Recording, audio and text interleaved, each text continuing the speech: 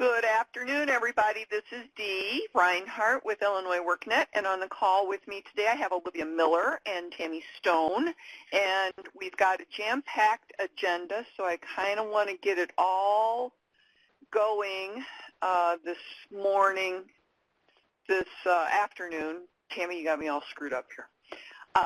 So we're going to start out with dashboard numbers, and then we'll move on to a couple of our other items. So as we're coming along, if you haven't already checked in, we'll open this up again so that you'll be able to check in. Alrighty. So our numbers for today look really good, and I apologize, I didn't get the piece changed at the top, but I did these about 1 o'clock this afternoon, and we don't have any 2151As past due, although looking at the dashboard, there were 5 people that needed to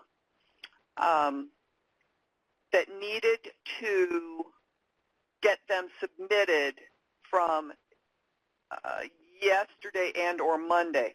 So you've got till close of business to get those 2151s uploaded, or else they will move into the overdue row. Enrollment required, OAI, you've got one on the list there, so if you can take a look at that, or if you've got any questions about it, you know you guys can call me. There are no 2151As past due. We've got 2 customers that have minimal progress, so we need to have those taken care of by scheduling a conciliation appointment, and because both of you are mandatory offices, so we need those conciliations appointments scheduled, and then the customer moved with a 2151A to conciliation. Same thing with the no progress. So Asian Human Services, OAI, and Tri-County Urban League. Tri-County, you are not a mandatory area, but we need to alert DHS about those customers, and if they are not going to participate, then we need to make sure that they're being dropped from the program or something along those lines. Situation worse, there were none. Completion status, we've got several of you here that need to have those completion statuses updated. What that probably means is they were marked by DHS, and you just need to mark them in the completion section. So Springfield Urban League, you've got 3. Southland, I've been working with Southland to try to get them cleaned up, so we're working on some employment verification for them. National Label, you've got 1. Central States, you've got 1. Asian Human Services and Albany Park, you both have 1. So if you can all get those cleared up, that would be great. And then there's 3 customers who have been marked as SNAP ineligible that you need to close out and upload a completed 2151A. So that's it for the dashboard numbers. If you've got any questions about any of those numbers, please feel free to give me a call or send me an email, and we will get some time in the webinar or over the phone and get you squared away with those items. Just to let you know, in the file pod below the chat pod, I uploaded the new DHS primary contacts spreadsheet. You can download that. And I also have the most current version, I hope it's the most current version, of the benchmark report definitions, because we are going to be talking about those next. You can always get those documents from the oh my goodness, the EPIC Pilot Program Partner Resources page under the full list of resources. So if you don't get them downloaded before the end of the call, you can get those here. And those should look like this, and I just opened up the wrong version because I believe we have a version that is not uploaded that is from April because we just added a couple of things. So Olivia, help me remember to replace that with the newest version. I believe I sent it to you guys for proofing, and I don't know if I got it back. So that could be my fault as well. But we should have an April 2018 V3 that you should be seeing. So we'll get that uploaded if it's not by tomorrow. All right, so let's talk about the benchmark report. Olivia, do you want to do that? I've got it up on my screen, and I can pull that open a little bit more. Yeah, that would be perfect.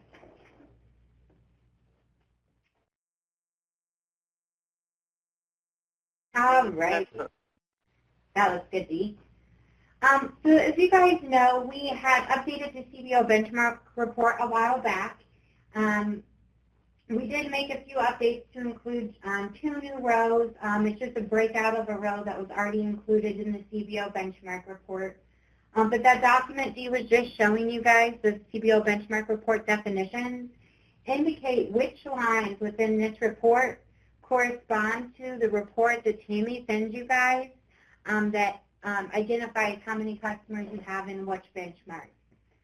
In the past, Dee has really been working with a lot of you guys to make sure that the CBO Benchmark Report is accurately reflecting the report Tammy sends, to making sure that you have all the customers counted and the rows that are used to identify those benchmarks. Moving forward, what we're going to have you guys do is weekly or biweekly, we want you guys to make sure you're coming in and looking at this, and that you guys are letting us know if any of these numbers are off or they're not counting customers you believe should be in that benchmark.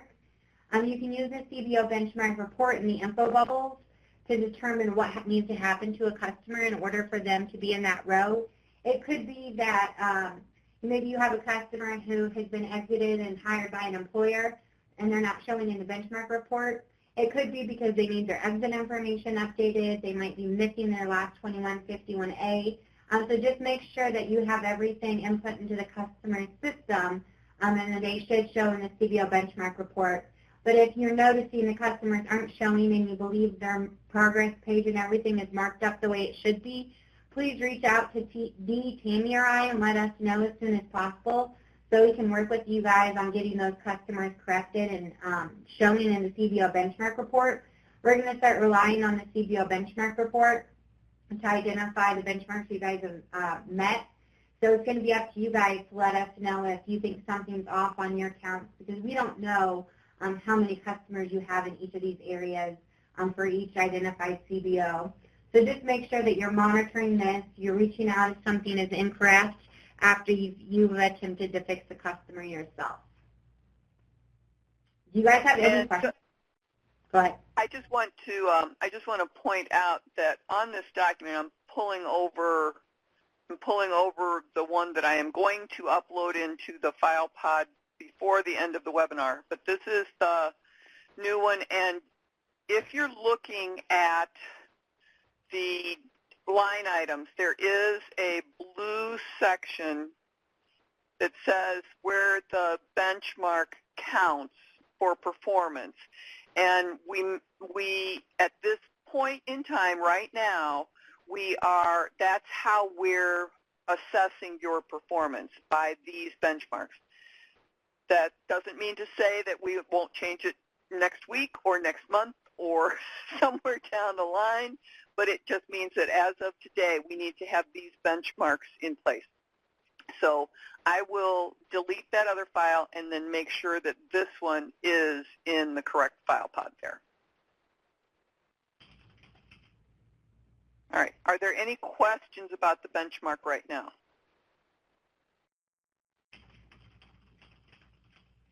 All right. So let me minimize that. And we're going to talk about program descriptions right now. With the new cohort, we are going to be arming the DHS offices with a listing of all of the programs. With the new cohort, since there are no random assignment requirements and no need for hiding any information, you can put as much sales kind of information, including your agency's name and location, in the description as you want. So I would like everybody to go through and update your program descriptions. Make sure that you've got as much information in there as you can so that you can, for lack of a better word, make your program look sexy. Sell it. Make it sound appealing to the customer. Make them want to come to your location. And that way, then we have people clamoring for our organization, our EPIC program training opportunities. Tammy, you got anything else you want to say about that? No, it's just that what we're going to probably be doing with these is DHS will use these with their case managers so then that they have a full description of what you guys are doing. So it's for them to be able to, when they're getting customers in and they want to refer them to you guys, then they're going to be able to have a full picture of what you guys are doing. And Dee, when should they all have their program descriptions updated by? We are planning to go live with this hopefully by May 14th. That is our target date at this time. We are doing training next week with the CBOs in 2 different locations, and we got a poll question that we're going to pull up about that. But I would like it, if you've got any questions, we'll talk about them next week. But if you've got to start on them by next week, that would be great, and then we can kind of tweak anything we need to tweak while we happen to all be in the same place. So I would like it done, if you're in the southern regions, by Tuesday, if you're in the Cook County area, by Friday. So that's that. And if you got, of course, if you have any questions about it, just please give me a call or send me an email, and we can talk about it together. All right, Tammy wanted to talk about the Credential Report, and Yeah. I have that up on the screen right now. Okay, if you can go down down to where the numbers are, Dee, on the Credential Report. And if you take a look, there is one that says Earn Credentials. Let me explain. Earned a credential? Earned a credential, and so the unduplicated count here is 458. Now it shows credentials. The credentials that have actually been earned is the 102 that are employed and not in a career pathway. The 147 is employed within a career pathway. The 141 did not earn a credential. And correct me if I'm wrong on this, Olivia. And the 68 are in progress.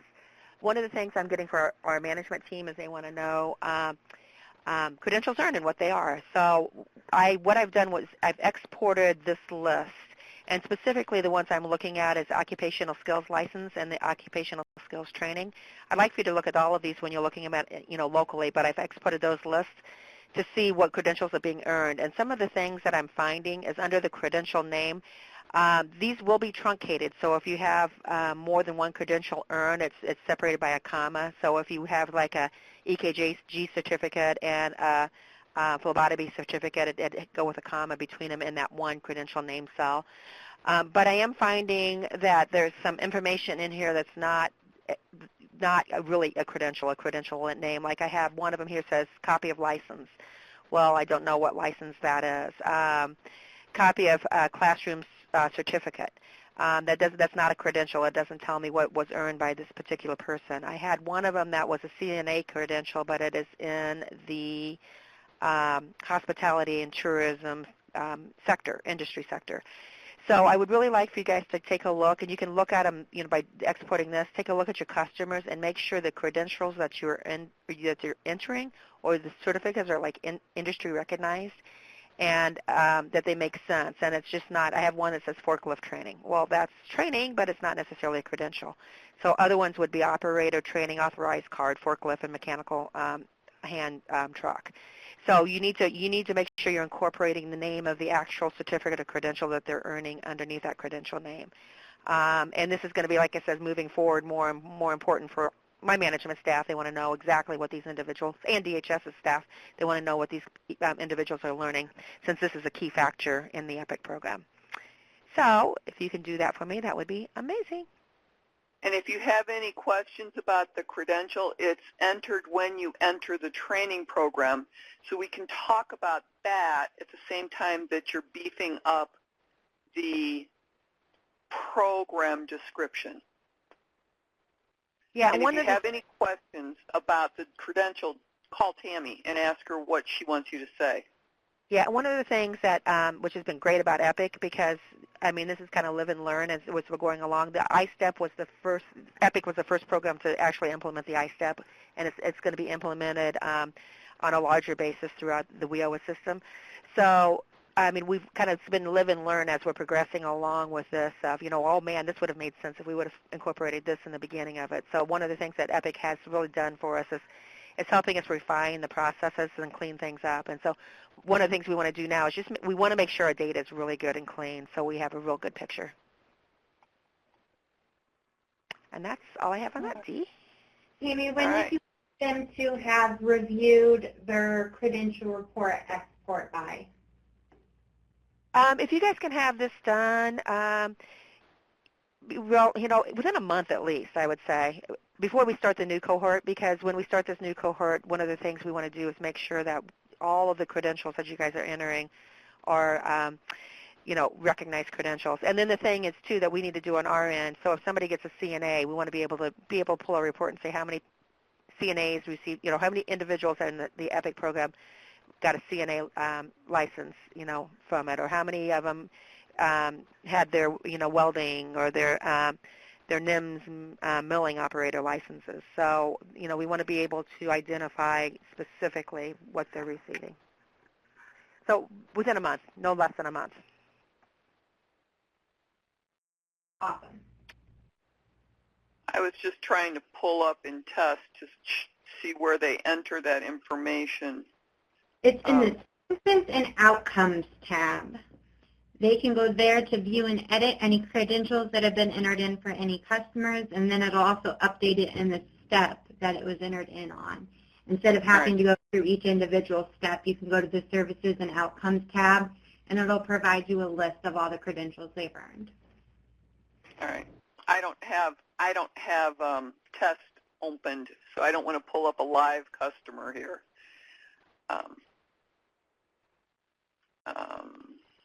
Okay. All righty.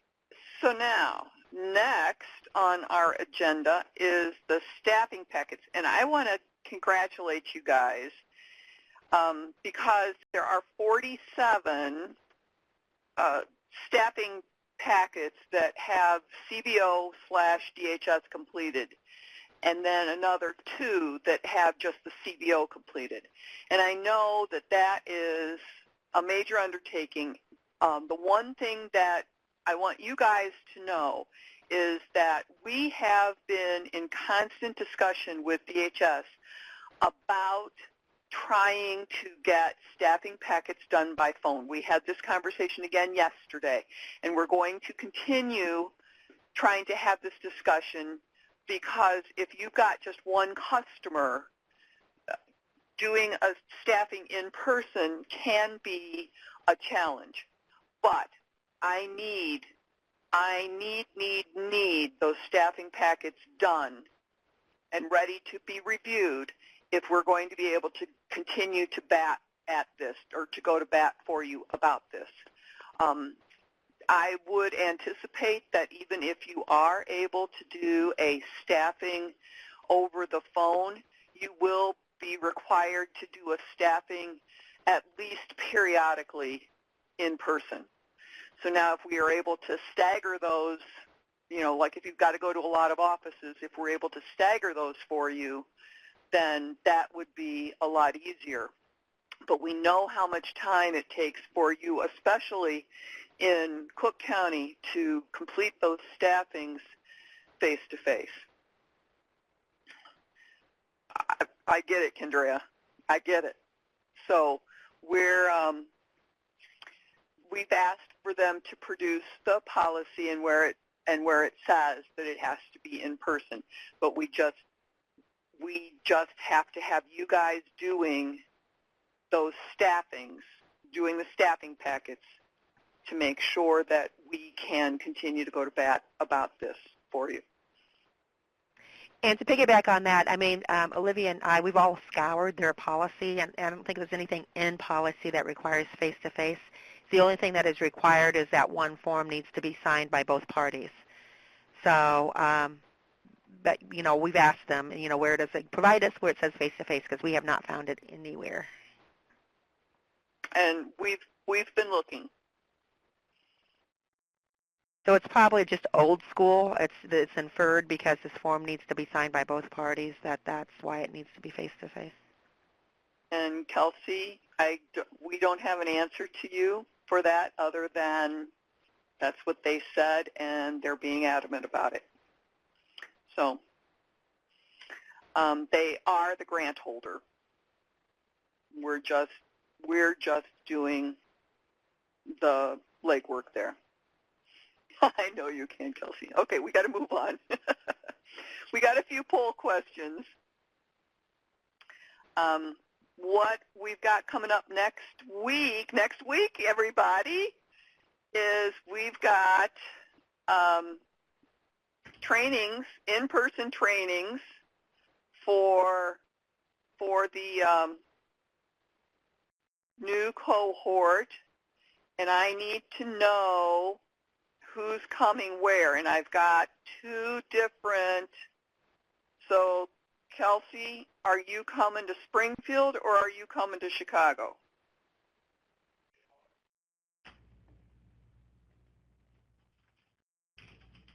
All right. So I'm going to give you guys a couple of minutes here to do this, and if you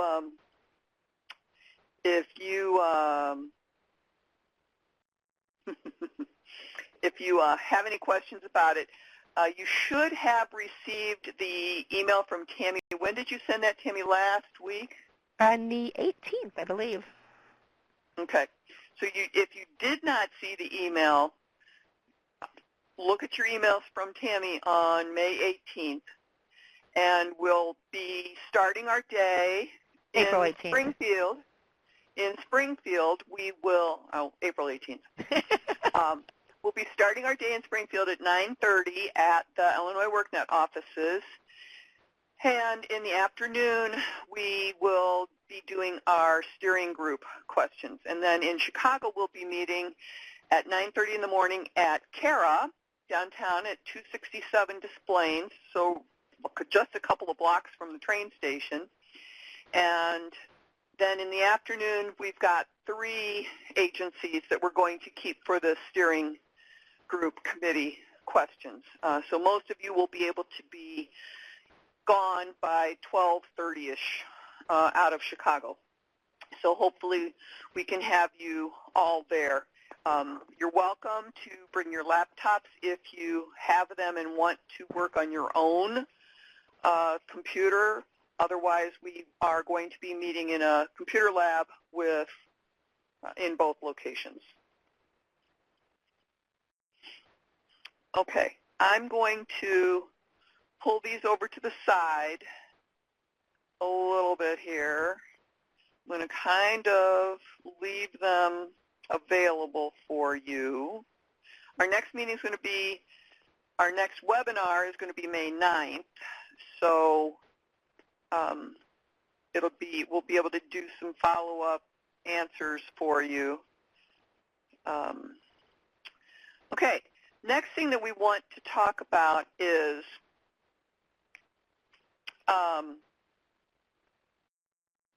do you have a job developer for your organization, and do you have jobs available right now for participants who have completed your training program? One of the keys of this is to try to help our participants get jobs in the career pathway in which they were trained. And so we're trying to find out who has the job developers and who has open positions in those career pathways. So Bill, you can answer on the poll if you didn't already. I see you typed into the chat pod. And then while we're going to open up the phone lines just to try to encourage some communication about our next question. So if you did not call in, I just typed the phone number into the chat pod. So if you would like to call in, make sure that you turn off your computer speakers. We're going to open up the phone lines so that we can have a conversation. Tammy, Bill is with Phalanx. Okay, perfect. Well, that's right. Okay. And I can never spell Phalanx right. I always put a Y in there.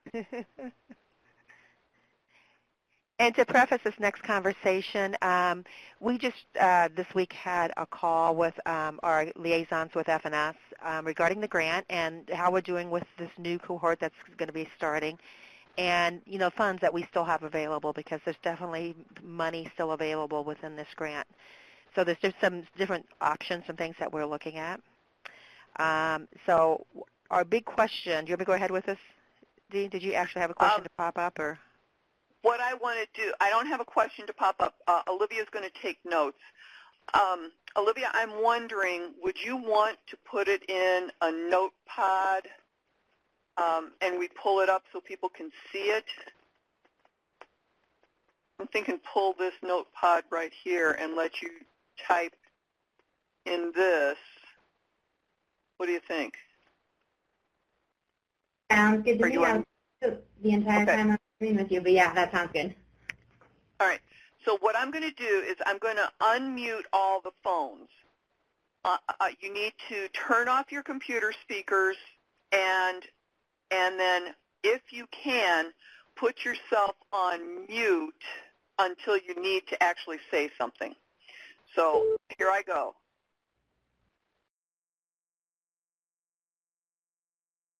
Your microphone has been turned on.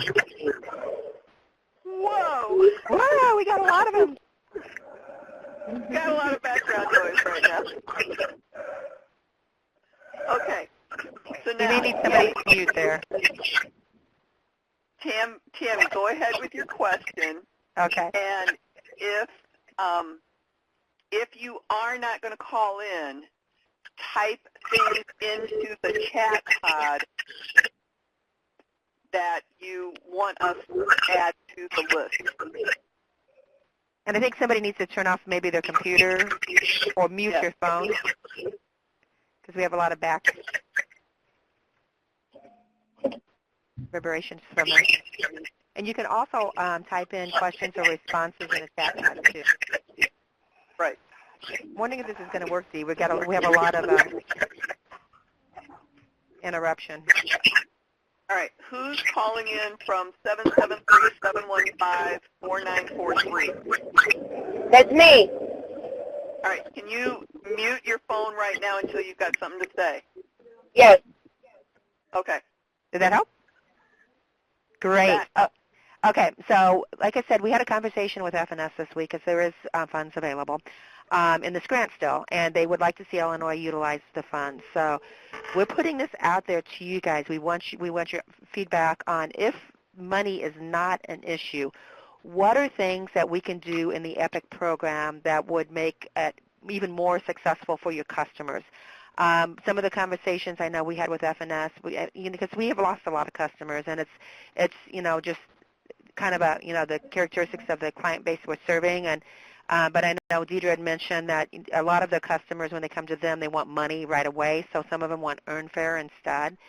So Jackie, who is our FNS liaison, was saying, well, co-enroll them. You can co-enroll them in an earn fare and also provide EPIC services. So they're looking into that. But if we can add money, and one of the things that we're putting off the table right now is the whole performance matrix also. So don't be worried about that. If you had money available, what could we do for this program? And what do you think customers need? What other additional services do you think that they need? Do they need more support services? Should we support OJTs and then really work with employers to do OJTs with our customers? Give us your thoughts. Anybody want to talk about it? This is Bill Roberts from Felix Family Services. Good afternoon, everyone. Hi, Bill. I would suggest the latter she just said with the paid training, along with getting training from the employers. Well, OJT is that on-the-job training. It's where you've trained them in school, and now they go to a job, and the employer gets paid for 90 days or whatever to train our customers on the job. So Okay. is that what you're talking about? Absolutely. About offering stipends to the participants while they're in training. Stipends, still paying for seat time? Is that what you're suggesting? No, some of my programs offer small monetary stipends while the person is in training, just so that they can meet their immediate needs. Okay, that's a good idea, Judith. All right. Josephine just typed incentives for completing different trainings and grade gains. So is that like for maybe they improve from a C to an A? That sounds good. Okay. Or if they get measurable skills gained through, like, tape testing. Oh, yeah, that's good. That's good.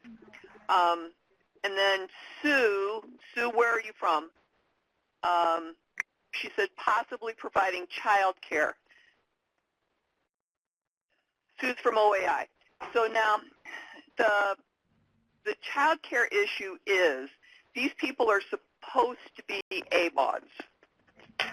But we do have some voluntary participants who do have children, so I could see that happening. That could be under their supportive services. So realize that we went to $1,000 on the supportive services, so if they go over that, you just have to talk to Tammy to get that case-by-case approved at a higher level.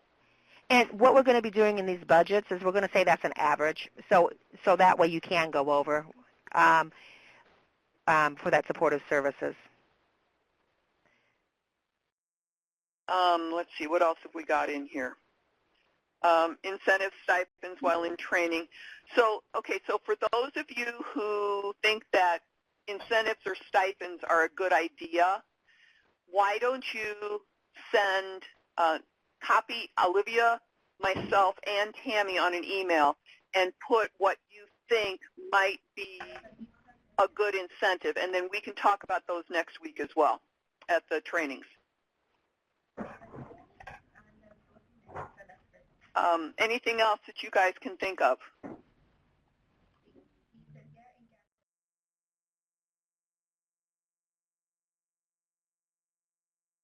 What about like an attendance incentive or something like they've shown up 3 months in a row for every appointment in every school? Or like what are the areas where you're having a hard time with your customers, and how can we create incentives around that to make sure that those pain points are being improved upon? I like that. I like that idea.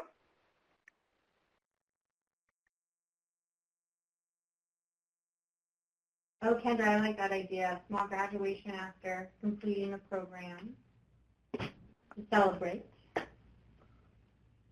Celebrate, celebrate, into the music. Oh, was I just thinking out loud? And some of these we'll have to determine if it's allowable expenditures, because I know like in WIOA, there's certain, well, food's not allowed, but I think there might be certain times when it is. But those types of things, obviously we have to make sure that we're it's allowable under the 20 CFR and DHS funding policies. But I agree. I think that would be amazing. And the thing that FNS keeps reminding us, this is a pilot project, so never hurts to ask, because that's the whole point of this, is to find out new systems that's going to help. Well, okay, and the one thing my husband and I always say, the answer is always no unless you ask the question. So, were you referring to the small graduation or the paying back school loans?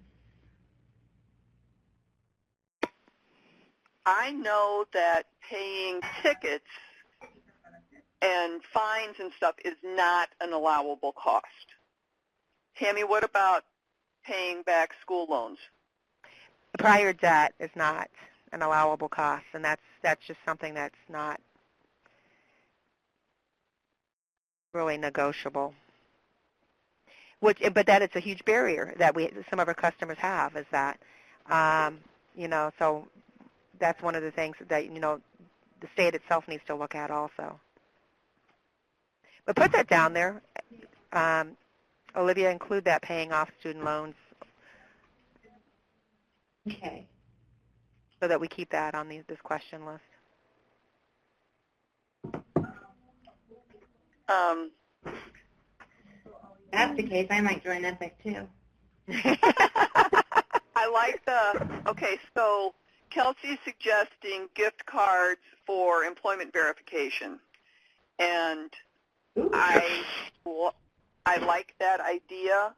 I have told all of you guys, or at least ones that have kind of brought it up, give them a bus pass if they need it, or a gas card if they'll give you a pay stub, as long as they haven't gone over their supportive services allowance. And Olivia, did you get down your paying them for or incentivizing them? Is that what that incentive for continued participation, is that where you, if they attend everything?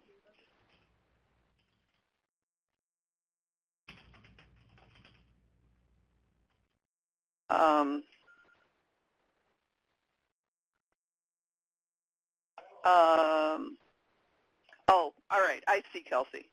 Yeah, if you give them a gift card, then they can spend it on whatever they want to spend it on. All right. What else? Somebody was saying something about help with insurance. Who said that? What do you think about car insurance? Or, well, car repairs would be considered a support service. Supportive service. Need help with insurance. Is that an allowable expense? Put it down. That would be something that I would want to double check with. But and have by show of hands, have anybody had any customers that have had barriers with that, with getting insurance, car insurance? Well, Autumn has. Yeah, we have a few. Yeah. So it looks like folks in Southern Illinois. Oh, really? Why are you raising your hand for that?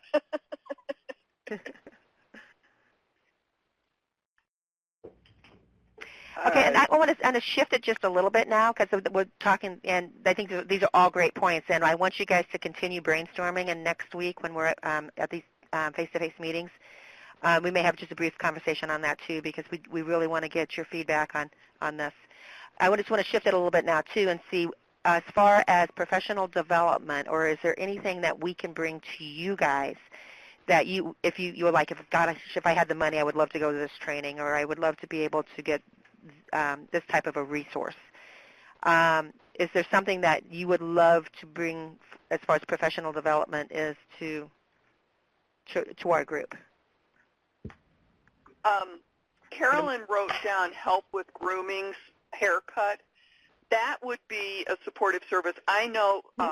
Is anybody on the? Is somebody on the phone from Catholic Charities? Kendrea, did you get on the phone? There's an eyeglass service that you can get, and that's a supportive service.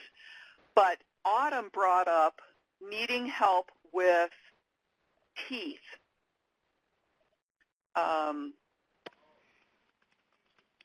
Like dentures and stuff. So dentures can be expensive, Tammy, but would that be on a case-by-case basis? Could that, something that expensive, be an allowable cost? Put it down. And that, like I said, we'd have to consider what the cost associated with that is. And if it's a significant barrier, which I know we've talked to Autumn, and it is a significant barrier for one of the customers. I had to spell it right, Olivia. What? I had to spell dentures right. You're not old enough to know what they are, so. Okay, well,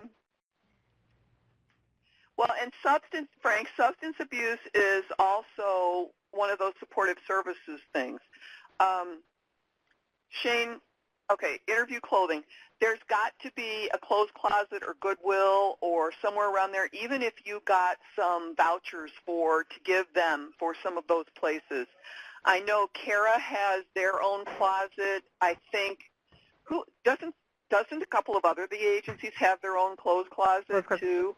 Yeah, and Springfield Liberty League partners with Men's Warehouse, and they actually come in and they do, how to dress for success seminars with them. So, you could bring somebody in that, teaches you, what's appropriate and how to dress. And then, but we could definitely take a look at that. If there's a clothing issue, bring it to us and let us know, what it is. And Springfield Urban League has their own fashion maven there in Courtney Carson. They do. Courtney can do our own dress for success for all of our people. Yeah. Is there anything, as far as, is our customers at the point where financial literacy is important, and that's something that we should bring to them? Because we have a whole section on Illinois Worknet. It's the Money Smart program. We've got all of the modules on Illinois Worknet, and I'm one of my business contacts. We're going to do a webinar in May about that. Oh, good, Kendrea. So back to the personal or professional development programs. I see Kelsey wrote something about CJC, and we've already thought about them, Kelsey, so thank you for bringing that up. And then there was another one that you said, Our Journey Together, a trauma-informed approach for youth and the workforce system. So isn't that a free one, though, Kelsey? Because it's on the workforce system. So we're talking about training programs that you could do or that you would do for your organization, like maybe how to work with ex-offenders or how to, customer service workshops or things to help you guys get better at meeting your goals. Or identifying and developing, the career pathways within your organization, refining them and then having those employers connected with you and jobs available for them, once they get done. Oh, I like that. Kelsey, why don't you send us, if you can find it, a link for that thing that you just typed in there? Cool. Okay. Do you know when it is? Is it June, July?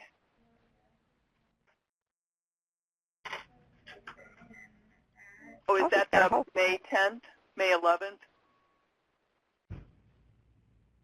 Okay. That might be a little tight for us to get through right now, but it is an opportunity.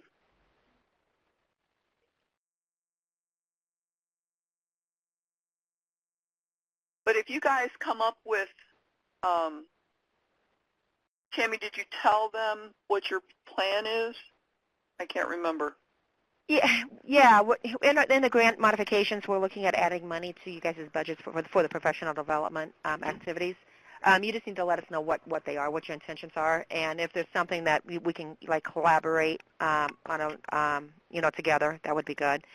But we're also potentially looking at doing an RFA and then doing some specific topics related to services to customers.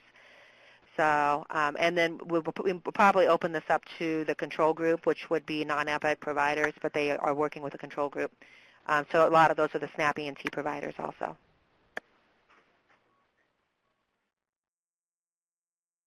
We get rental assistance too, and that's definitely a good option, and support services also.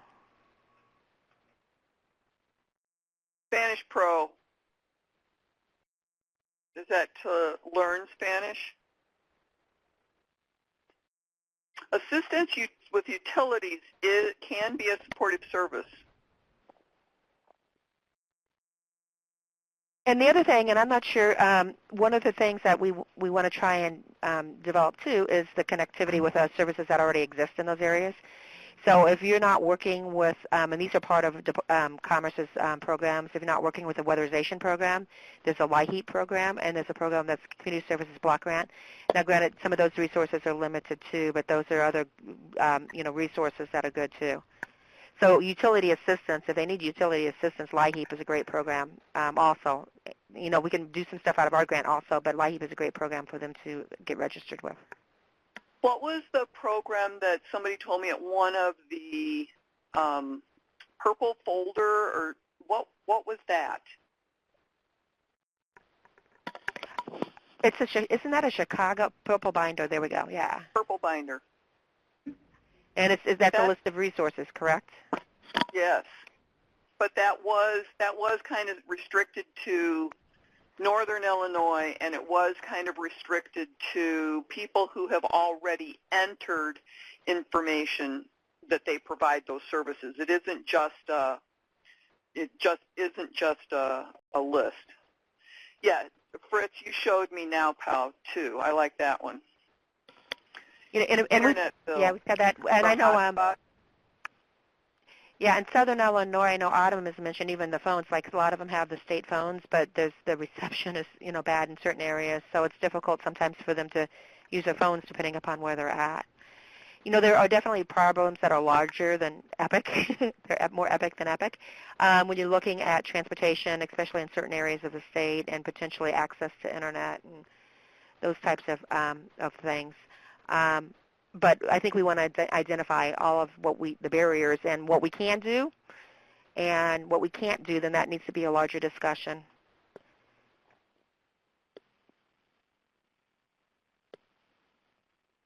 Yes, Frank. Right now, the supportive services are $1,000 unless you approach Tammy on a case-by-case basis. Tell me a little bit more. Oh, Internet Essential is an internet program through Xfinity for low-income families. Okay, good.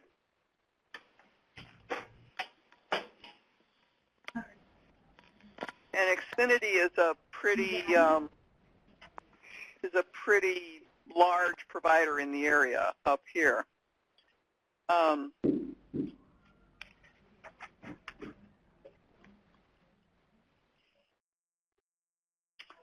Now look at this. We've got all kinds of stuff coming through here. Yeah. All right. Okay. Any more professional development opportunities or the ideas for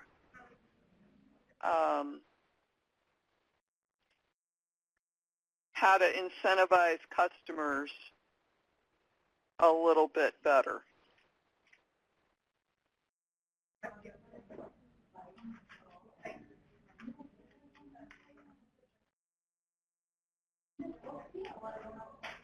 All right, somebody's talking but doesn't have their phone muted.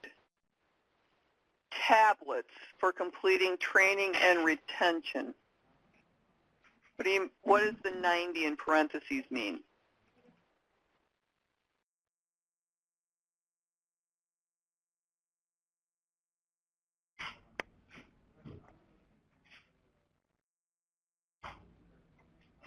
Oh, are you sure you, you give them a tablet for completing the 90 days of retention?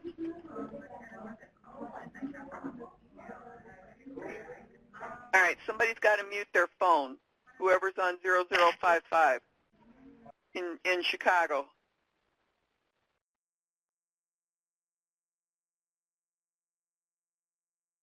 Well, that would be a good idea.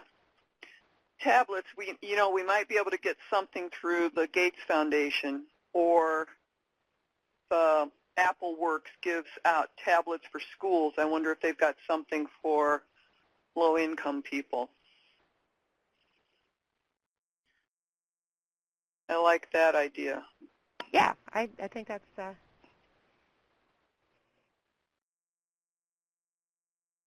not a bad idea. Oops. All right. Are you getting that in there, Olivia? Yeah. Okay.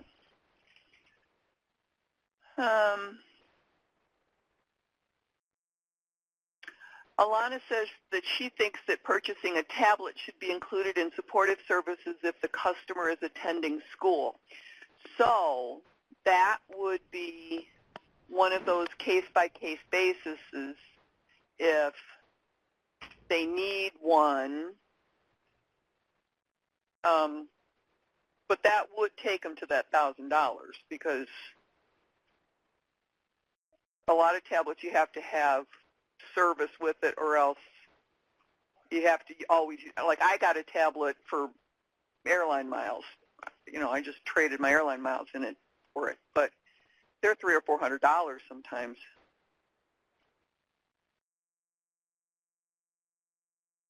That's nice.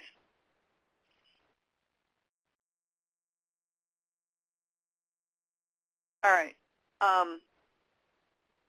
Okay. I see a few people still typing.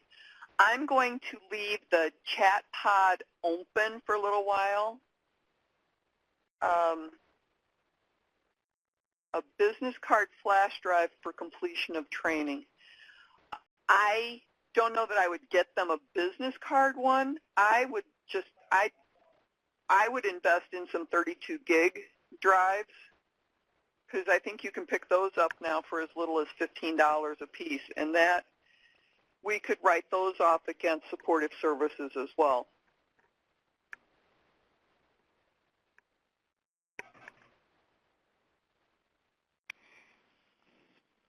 All right.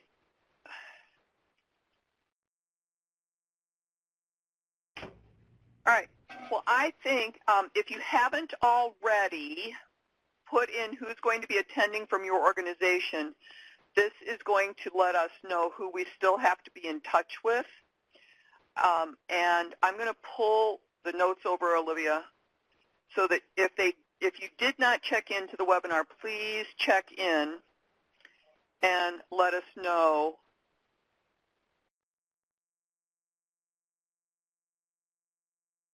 That's a good idea, Olivia. We'll check into that. And just keep this train of thought going for when we have our meetings next week. All right. All right. Well, thank you, everybody, for your time and for your participation. We will get these notes out. One more thing that I need to let you know is I will be sending you a survey that is going to be coming from SurveyMonkey, or I'll send a link that takes you to a SurveyMonkey link. Before your meeting, I would like for you to complete the survey so that we have conversation points for the steering committee to discuss and to play off of. So watch for the SurveyMonkey link. I'm going to send it out separately from the separately from the notes from today's meeting. But watch for that so that you can get that filled out. All righty. All right. We've been at this for an hour. We're going to wrap it up and say thanks for participating. We'll talk to you either Tuesday or Friday next week. Have a great weekend. Bye, everybody.